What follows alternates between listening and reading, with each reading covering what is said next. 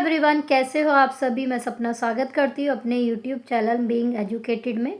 उम्मीद करती हूँ कि आप लोग अच्छे होंगे और अपनी पढ़ाई भी कंटिन्यू कर रहे होंगे। तो फाइनली मेरे घर का सारा काम हो गया है और मेरे हस्बैंड जा चुके हैं। खाना वगैरह खा के मैं भी अपना आ गई हूँ स्टडी के लिए। तो सबसे पहले मैं आपको बता दूँ कि मैं स्टडी कर रही हूँ और मैं किस चीज़ से शुरुआत करूँगी अभी अपना स्टडी की, और मैं किस लिए स्टडी कर रही हूँ, किस एग्ज़ाम की प्रिपरेशन कर रही हूँ। तो मेरा अभी 2 ही टारगेट है, एचटेट का एग्ज़ाम और साथ में नेट जेआरएफ का है। तो मेरा मेन सब्जेक्ट है पॉलिटिकल साइंस।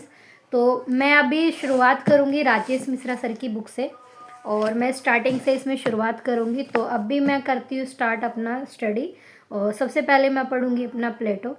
और मेरा मानना है कि सबसे पहले आप थिंकर्स को कवर कीजिए, क्योंकि बहुत सारी चीज़ें ऐसी हैं कि आपको थिंकर्स पढ़ेंगे ना तो आगे वाली चीज़ें आपको क्लियर होती चली जाएंगी ऑटोमेटिक।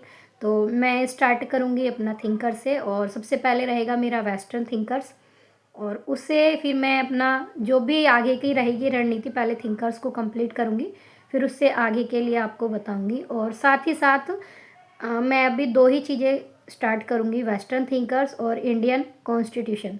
तो यही 2 मेरे अभी स्टार्टिंग में सब्जेक्ट रहने वाले हैं, टॉपिक रहने वाले हैं। सब्जेक्ट मेरा पॉलिटिकल साइंस है। तो शुरू करते हैं अपना।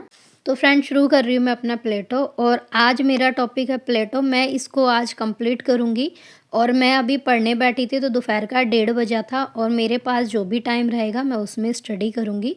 और मेरे पास टाइम रहेगा 5 बजे तक, क्योंकि उसके बाद मुझे खाना वगैरह बनाना होता है। तो मैं कोशिश करूँगी उससे पहले पहले अपना इस टॉपिक को क्लियर करूँ, प्लेटो को, और रिवीजन भी साथ के साथ करूं। और फ्रेंड्स, मैं आप लोगों के साथ शेयर करूंगी कि अपने टॉपिक को अगर आप पढ़ रहे हो तो उसकी रिवीजन किस तरह से कीजिएगा और उसको क्लियर कैसे कीजिएगा कि आपका टॉपिक पूरा क्लियर हो जाए, कोई डाउट ना रहे। सबसे पहले मैं आप लोगों से बोलूँगी, जब भी आप अपना पढ़ने के लिए बैठे तो सबसे पहला आपका काम होना चाहिए कि अपने अनुसार एक टाइम टेबल सेट कीजिए और एक टारगेट सेट कीजिए कि आपको पहले दिन क्या करना है, कितना टॉपिक पढ़ना है, कितनी आपको देर स्टडी करनी है। सारी चीज़ें सबसे पहले आपका ये टारगेट होना चाहिए डेली का, कि आज मुझे ये टॉपिक क्लियर करना है और पूरे दिन में मेरे को आज 10 घंटे पढ़ना है, 5 घंटे पढ़ना है या 4 घंटे पढ़ना है।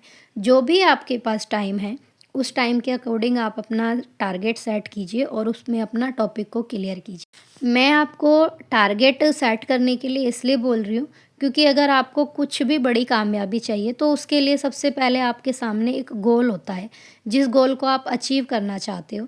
तो वैसे ही डेली की स्टडी में भी एक गोल होना चाहिए जो कि आपको वो अचीव करना है कि आज मेरा ये टारगेट है और मुझे इसको पूरा कंप्लीट करना है, चाहे मेरे को इसके लिए 10 घंटे लगें या ये 4 घंटे में हम लोग कर सकते हैं।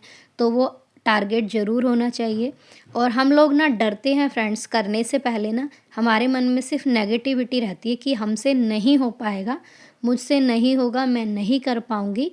तो मैं आपको बता दूँ, हमारी जो जंग होती है ना वो किसी और के साथ नहीं है। जो कंपटीशन है ना हमारा, वो किसी और के साथ नहीं है। कंपटीशन हमारा हमसे है, खुद हमारे अंदर जो एक नेगेटिविटी है हमारा, उससे कंपटीशन है। इसी नेगेटिविटी से लड़ना है और इसे अगर आप जीत जाते तो आपका लक्ष्य एकदम साफ हो जाएगा आपके सामने और आप अपने लक्ष्य तक पहुंच जाओगे। ये है सबसे बड़ी बात, सिर्फ नेगेटिविटी से दूर रहो आप। और दूसरी बात फ्रेंड्स, अगर आप कुछ भी स्टडी करना चाहते हो, किसी भी एग्ज़ाम की प्रिपरेशन अगर आप कर रहे हो, तो सबसे पहले आपके पास उसका कंप्लीट सिलेबस होना चाहिए। कोई भी एग्ज़ाम क्यों ना हो, चाहे वो सीटेट हो, एचटेट हो, DSSS हो या फिर आपका बीपीएससी ट्री 4 हो, तो सबसे बड़ी बात है कि आपके पास सिलेबस होना चाहिए। सिलेबस के बाद आपके पास उसके प्रीवियस ईयर के क्वेश्चन पेपर ज़रूर होने चाहिए। आप ऐसा नहीं है ना कि आपने अपनी मनचाहा कुछ भी उठाया, कुछ भी पढ़ लिया, नहीं। पहले आप उसका सिलेबस देखो, फिर उसके बाद उसमें से क्वेश्चन पेपर देखो प्रीवियस ईयर के कि किस तरह का टॉपिक पूछा गया है, क्या टॉपिक पूछा है। ऐसा नहीं है कि आप उठाया अगर आपने कुछ भी एक टॉपिक तो आपने उसको एनसीईआरटी में भी पढ़ डाला, ऑथेंटिक बुक से भी पढ़ डाला, लेकिन आपको वो समझ में नहीं आया। जब आप क्वेश्चन पेपर सॉल्व करते हो तो उसमें कुछ अलग ही आया है। तो सबसे पहले कि आप क्वेश्चन पेपर उठाइए और क्वेश्चन पेपर से एनालाइज़ कीजिए कि किस तरह का टॉपिक है, कौन कौन सा टॉपिक मोस्टली पूछा गया है, क्या चीज़ें हैं, किसके आधार पर क्वेश्चन बनता है, किस तरह से क्वेश्चन को पुटअप करता है। तो ये सारी चीज़ें ज़रूर देखनी चाहिए। उसके बाद आप जैसे भी अपना टॉपिक क्लियर करो, उसके तुरंत बाद ही उसका रिवीजन करने के लिए आप उसके क्वेश्चन की प्रैक्टिस ज़रूर कीजिए। अब बता दूँ क्वेश्चन की प्रैक्टिस, तो सबसे पहले आपने जो भी पढ़ा है उसकी अंडरस्टैंडिंग आपको किस तरह से करनी है। आपको अपने आप ही क्वेश्चन बनाने हैं। ऐसा नहीं कि आप यूट्यूब से लिए या आपने प्रीवियस ईयर क्वेश्चन उठाए, नहीं, वो तो अलग है एक प्रैक्टिस। लेकिन पहले आप अपने माइंडसेट से क्वेश्चन बनाइए। जैसे मैंने आज पढ़ा प्लेटो के बारे में, मैंने उसके विधि के बारे में पढ़ा, उन्होंने विधि के बारे में बोला।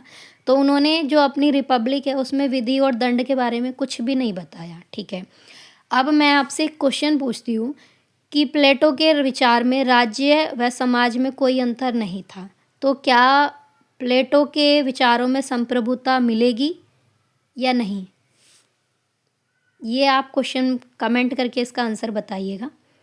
अब आपको किसी भी चीज़ को समझने के लिए अपने अंदर की जो सोचने समझने की क्षमता है उसको बढ़ाना होगा। उसको कैसे बढ़ाएँगे? तो अगर आप कुछ भी टॉपिक पढ़ रहे हो ना, तो उसमें से ही एक ही टॉपिक के कम से कम 15 से 20 क्वेश्चन अपने आप बनाइए। ऐसा नहीं कि आप किसी के द्वारा बनाए हुए क्वेश्चन को उठाएँगे, नहीं। अपने आप क्वेश्चन को बनाइए, अपने आप सोचिए, अपने आप समझिए, उसका तर्क निकालिए, क्यों, कैसे, किस लिए, क्यों किया उन्होंने ऐसा। तो ये सारी चीज़ें बहुत ज़्यादा ज़रूरी हैं। अगर आप अपनी लाइफ में कुछ भी अचीव करना चाहते हो, तो सबसे पहले जो भी चीज़ आप कर रहे हो ना, उसमें पहले आप उसका तर्क ढूँढिए, उसका एक उद्देश्य बनाइए कि इसका उद्देश्य क्या है, किस उद्देश्य से आप ये सारी चीज़ें कर रहे हो।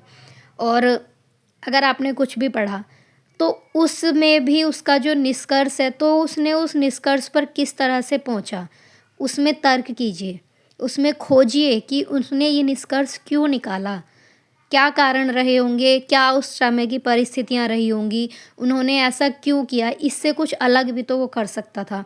तो ये सारी चीज़ें एक दूसरे से रिलेट करके पढ़िए और यकीन मानिए जब आप ये सारी चीज़ें करना सीख जाओगे ना, तो आप उस चीज़ का खुद पता लग जाएगा आपको कि हाँ, हमारी कहाँ पर कमी है, क्या कमी थी, हमें किस कमी को पूरा करना है और इस कमी को हम किस तरह से पूरा कर सकते हैं। और सबसे बड़ी बात कि आप जब भी कुछ करने बैठते हो तो आप सोचते हो कि ये हमारे बारे में क्या बोलेगा, ये क्या कहेगा, ये लोग क्या कहेंगे। तो एक ही चीज़, कामयाब होना है तो लोगों की बातों को, सबको इग्नोर करना पड़ेगा और अपना एक फ़ोकस करना पड़ेगा स्टडी पर आप लोगों को।